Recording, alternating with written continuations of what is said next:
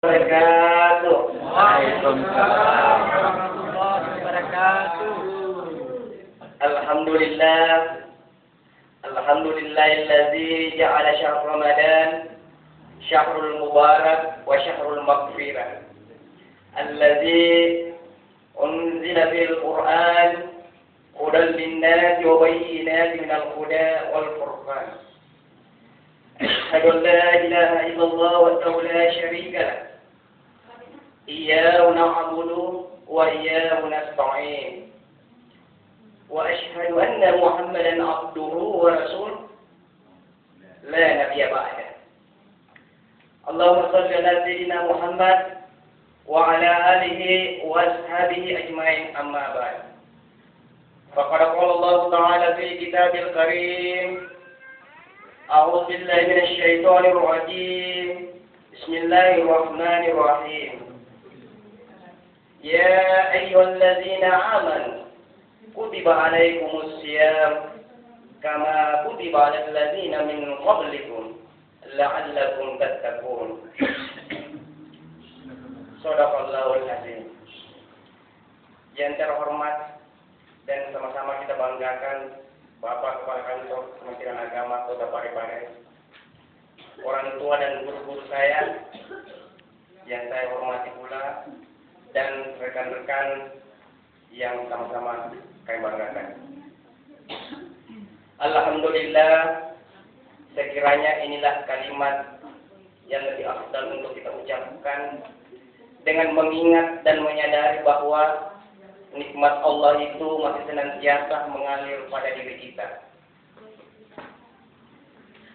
Baik itu nikmat kesempatan, nikmat kesehatan, terlebih-lebih nikmat iman yang senantiasa melekat pada hati sanubari kita. Dan insya Allah dengan nikmat ini bila kita pegang dan menggigit dengan kerahan, maka yakinlah ini akan menuntun kepada kita untuk mendapatkan keselamatan di dunia dan keselamatan di akhirat. Dan untuk menyempurnakan daripada rasa syukur ini, marilah kita senantiasa berselawat kepada baginda Nabi besar Muhammad sallallahu alaihi wasallam. Nabi yang merupakan uswatun hasanah, suri teladan kepada kita semua. Begitu juga Nabi dan Rasul yang merupakan rahmatan untuk semua alam. Hadirin hadirat yang sama-sama berbahagia, pada kesempatan ini sebelum saya terlalu jauh membahas tentang kultum, terlebih dahulu saya mohon maaf karena di sini terus terang banyak guru-guru saya yang hadir, dan oleh karena itu bila mana ada kekurangan atau kesalahan itu kami mohon petunjuknya nanti. Adapun judul kultum yang saya akan angkat pada kesempatan ini yaitu eksistensi atau kehidupan seorang pemimpin. Hadirin hadirat yang sama-sama berbahagia, dalam setiap manusia melekat yang namanya kepemimpinan. Sebagaimana tujuan kita diciptakan di muka bumi ini yaitu sebagai khalifatul ardh, pemimpin di muka bumi ini. Apakah kita itu memimpin diri sendiri, atau memimpin rumah tangga, atau memimpin dalam suatu masyarakat, memimpin dalam suatu kantor, atau memimpin dalam suatu negara, itu semua adalah tanggung jawab kita. Hal ini pernah disinggung oleh baginda Rasulullah Shallallahu Alaihi Wasallam dalam kitab Bukhari Muslim. Rasulullah bersabda, kullukum ra'in wa kullukum mas'ul an ra'iyatihi. Tiap-tiap dari kamu adalah seorang pemimpin, dan setiap kepemimpinan kamu akan dimintai pertanggungjawabannya. Bila mana kita memimpin diri sendiri, hal-hal yang perlu kita perhatikan adalah semua anggota badan kita. Salah satu mungkin pertanyaan yang muncul di hari kemudian, termasuk kaki dan sebagainya. Karena ini semua akan diberi hak oleh Allah Subhanahu wa taala di hari kemudian untuk melakukan persaksian di hadapan Allah. Apakah kesaksian nantinya itu mulai dari ujung rambut sampai ujung kaki bisa memberikan manfaat bagi kita, atau justru sebaliknya, justru memberikan beban berat, menambahkan azab yang berat kepada kita.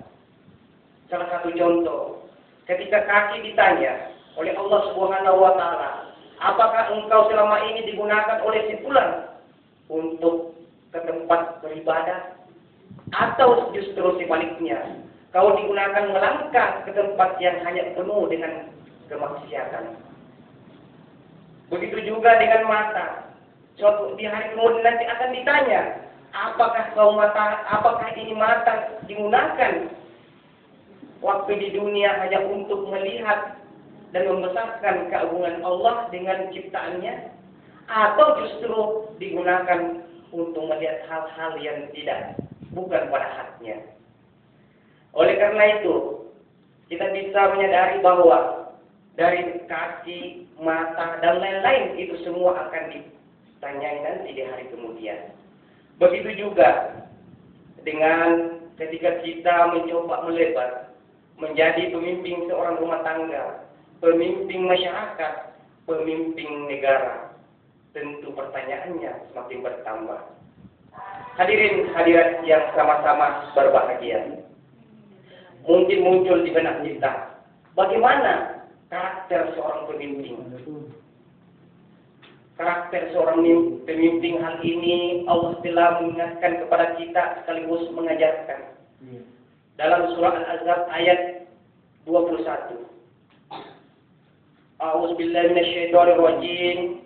Laqad kana lakum fi Rasulillahi uswatun hasanah. Sesungguhnya pada diri Rasulullah itu terdapat suri teladan yang baik.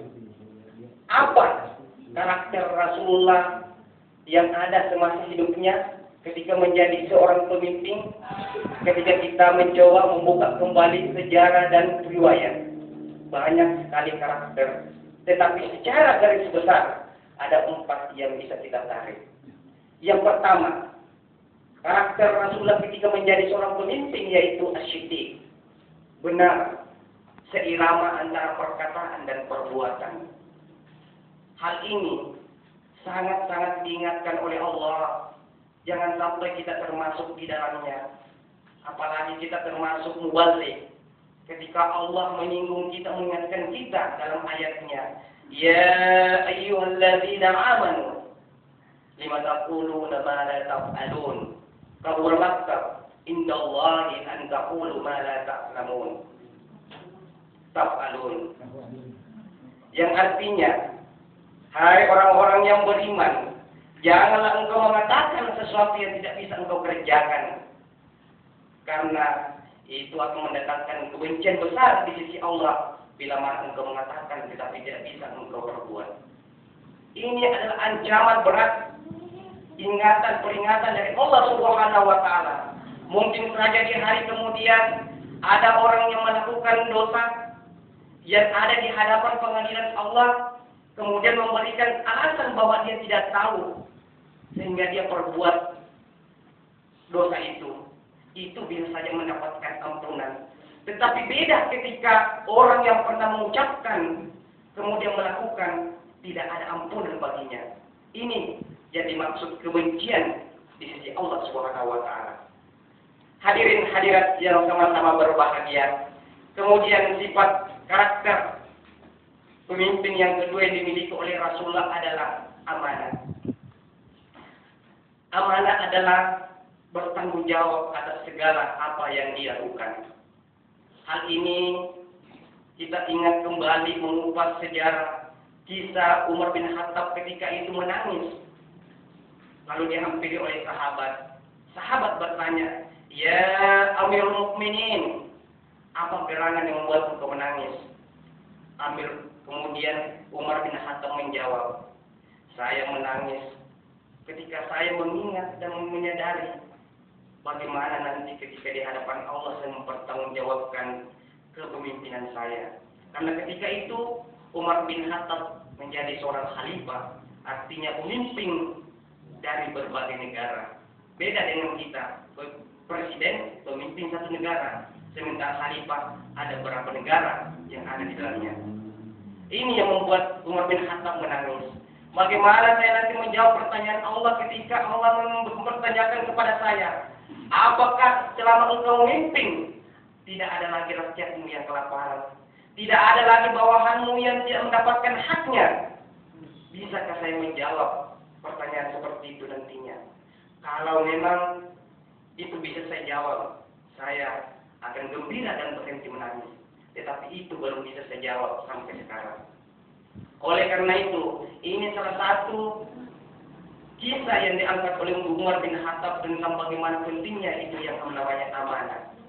Sampai-sampai Umar bin Khattab memberikan penjelasan kepada sahabat, andaikan saya disuruh memilih menjadi seorang presiden daripada menjadi penjahit sandal, saya jauh lebih ridho menjadi penjahit sandal daripada menjadi seorang presiden.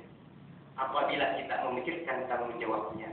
Hadirin hadirat yang sama-sama berbahagia. Saya kira seperti itu.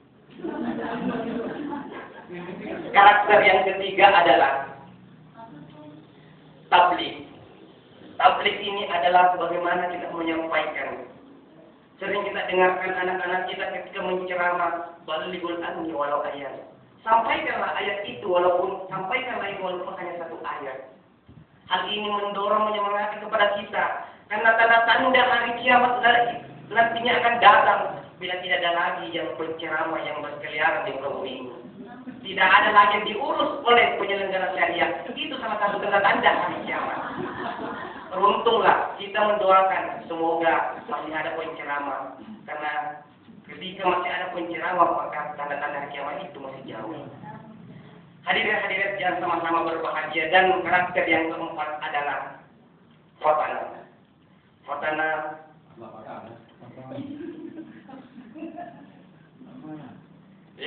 Fatanah adalah cerdas, bijaksana. Bukan Fatanah yang kemarin ya. Ini Fatanah adalah cerdas yang merupakan karakter yang dimiliki oleh Rasulullah. Cerdas dan bijaksana. Dalam artian bagaimana seorang pemimpin mengambil sebuah keputusan bukan berdasarkan dari satu laporan, tetapi pemimpin itu sama hanya suatu ketika Rasulullah mendengarkan suatu kerusuhan. Rasulullah langsung terjun ke desa itu tengah malam dan tiba-tiba datang mengikut sahabat. Sahabat kaget. Kenapa Rasulullah yang pertama kali terjun di lapangan, sementara kita masih menyusul di belakangnya? Ini salah satu gambaran yang diberikan oleh baginda Rasulullah bahwa seorang pemimpin harus lebih duluan terjun di lapangan, kemudian diikutkan oleh bawahan. Ini harus sesering mungkin sama halnya dengan program Jokowi, mungkinnya seperti belusukan.